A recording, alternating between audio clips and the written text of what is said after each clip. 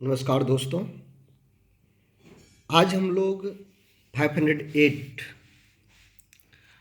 Unit 5 का प्रश्न उत्तर देखेंगे। इसके पहले हम लोग यूनिट 4 का देख चुके हैं। आज यूनिट 5 का ये पहला प्रश्न है।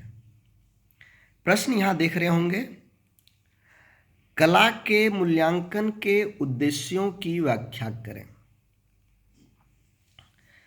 प्रश्न को समझिए कि कला शिक्षा का मूल्यांकन क्यों जरूरी है, क्यों कला शिक्षा का मूल्यांकन हम लोग करते हैं, यहाँ पर इसके बारे में चर्चा करना है।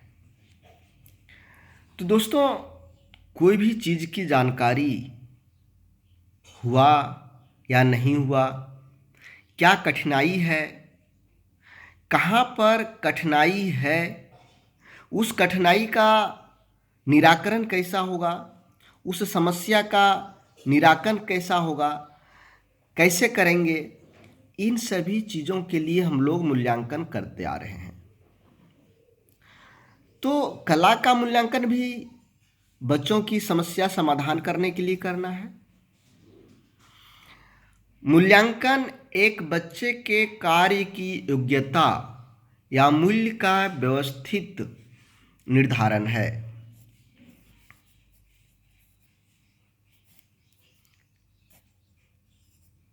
व्यवस्थित निर्धारण है। दोस्तों, मूल्यांकन बच्चे के कार्य की योग्यता, यानी बच्चे जो काम कर रहे हैं, मान लीजिए वो चित्रकला कर रहे हैं या रंगमंच कर रहे हैं, तो ये चित्रकला और रंगमंच करने की योग्यता किस तरह की उसमें है, वो ठीक ढंग से कर पा रहा है या नहीं कर पा रहा है, इन सभी चीज़ों की मूल्यांकन हम लोग कला शिक्षा के लिए करते हैं। प्रत्येक चीज़ जो बच्चा सोचता है, ज़रूरतों को अभिव्यक्त करता है, को मूल्यांकित किया जाता है। हम लोग जानते हैं कि बच्चा जो सोच रहा है या जो ज़रूरतों को अभिव्यक्त करता है, उसका हम लोग मूल्यांकन करते हैं। यह शिक्षा प्रक्रिया का एक भाग और समूह भी है। दोस्तों, मूल्यांकन हम लोग पहले से भी करते आ रहे हैं। इसके लिए तरह तरह के परीक्षाएं आयोजित होता है, चाहे वो मौखिक हो, लिखित हो, लेकिन ये शिक्षा प्रक्रिया का एक भाग है। शिक्षा प्रक्रिया से इसे हम अलग नहीं कर सकते हैं, उसी का एक पार्ट है। बच्चों का आवर्ती मूल्यांकन विद्यार्थियों को कला गतिविधियों से प्राप्त हो रहे लाभों का निर्धारण करने में महत्वपूर्ण है। बच्चों का आवर्ती मूल्यांकन, आवर्ती मूल्यांकन क्या हुआ?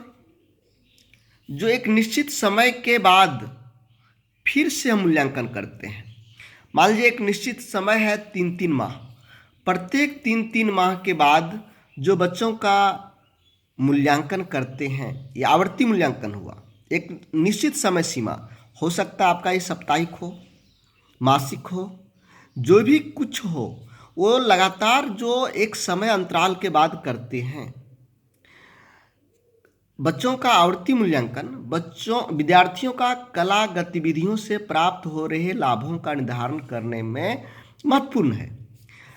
जो कला गतिविधि हो रही है, इस गतिविधि से बच्चों को क्या लाभ हो रहा है, इस लाभ के बारे में जानना मूल्यांकन का एक बहुत बड़ा उद्देश्य है।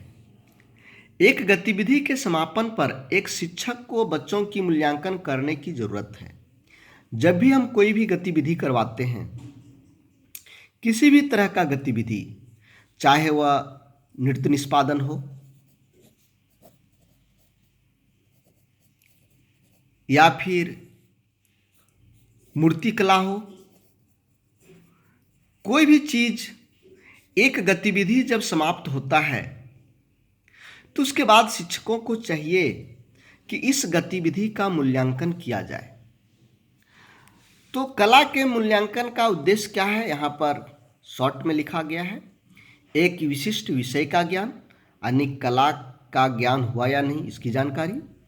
दृश्य या निष्पादन कला का सृजनात्मक अनुभव क्या हुआ, इसके जानने में मदद मिलता है। किसी की व्यक्तित्व में आए परिवर्तनों का मूल्यांकन, उसके व्यक्तित्व में ये गतिविधि करने के बाद क्या परिवर्तन हुआ, इसका मूल्यांकन होता है। एक बच्चे से संबंधित व्यक्तित्व और विशेष जरूरतों और आवश्यकताओं का पता लगाना होता है। बच्चों को उनकी अंत शक्ति बाहर निकालने में उन्हें समर्थन देना और सुधारना। यहाँ पर है कि सभी बच्चों के अंदर कुछ न कुछ खूबी होता है। इस खूबी को पहचानना, उसके अंदर जो विशेषता है उस विशेषता को निकालना, और इसे निकालने के लिए हम बच्चों का समर्थन करते हैं। उसको कहते हैं अच्छे कर रहे हो, बहुत अच्छा है, इसे कैसे निकाला जाएगा और कैसे आगे बढ़ेगा, इसके लिए हम उसे प्रेरित करते हैं। साथ ही दिशा निर्देश भी देते हैं कि कैसे करना है। तो जो विशेषता होता है बच्चों में, आप देखेंगे कुछ बच्चे होते हैं जो जन्मजात गाने में अच्छे होते हैं, कोई किसी का नकल करने में अच्छे होते हैं, कोई ऐसा होता है जो बात बात पर आपको हंसा देगा। तो उनके अंदर कुछ न कुछ विशेषता है। उस विशेषता को बाहर निकालने के लिए हम सबों की समर्थन की ज़रूरत है। मान लीजिए कोई बच्चा है जो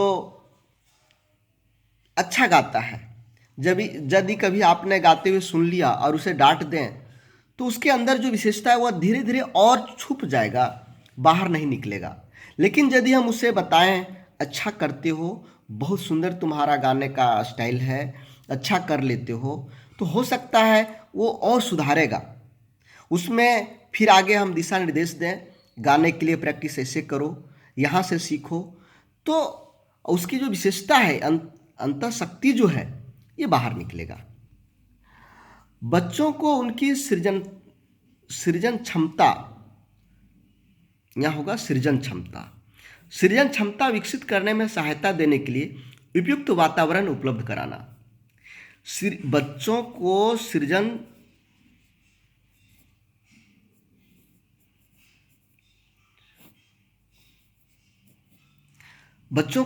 क्षमता बनाना चाहिए, सृजनशील बनाना चाहिए, क्रिएटिविटी बनाना चाहिए। बच्चे कुछ स्वयं खोज करे, कुछ स्वयं बनाने सीखे, नकल करना सीखे। तो ये सब जो सृजनशीलता है, इसके लिए हमको उपयुक्त वातावरण उपलब्ध कराना है। तो ये मूल्यांकन से ही संभव है। बच्चों को उनकी उपलब्धि की सराहना कर आत्मविश्वास बढ़ाना और उनके अभिभावकों को प्रेरित करना, यानी बच्चों का आत्मविश्वास बढ़ाना है, आत्मबल को बढ़ाना है। अधिक उपयुक्त तरीके से अधिगम स्थितियों की योजना बनाना, अधिक उपयुक्त तरीके से अधिगम स्थितियों की योजना बनाना कि किस तरह से हम कला शिक्षा को आगे की ओर ले जाएं। बच्चे को उसके सामाजिक और संवेदनात्मक व्यवहार, उनकी मनोवृत्ति और मूल्यों के संदर्भ में समझना। बच्चा का क्या सामाजिक व्यवहार है, क्या संवेदनात्मक व्यवहार है, किस तरह वह सामाजिक व्यवहार करता है, किस तरह वह संवेदनात्मक व्यवहार करता है, इसको समझना, उसकी मनोवृत्ति को समझना और मूल्यों को समझना और इसे विकसित करना। तो दोस्तों, आज का वीडियो यहीं। नेक्स्ट वीडियो में हम लोग कला शिक्षा में अथवा कला शिक्षा में समग्र मूल्यांकन का वर्णन करें, इस बिंदु पर हम लोग चर्चा करेंगे आने वाले वीडियो में। चूँकि वीडियो लंबा हो जाता है तो ठीक नहीं लगता है, लोग देख नहीं पाते हैं, इसलिए धन्यवाद दोस्तों। यदि वीडियो आपको अच्छा लगा हो तो लाइक करते जाएं और शेयर करें और यदि मेरे चैनल पर नए हैं तो सब्सक्राइब करके बेल आइकन बटन को ज़रूर दबाएं ताकि मेरा नोटिफिकेशन जब भी वीडियो अपलोड करूं आप तक मिलता रहे। धन्यवाद।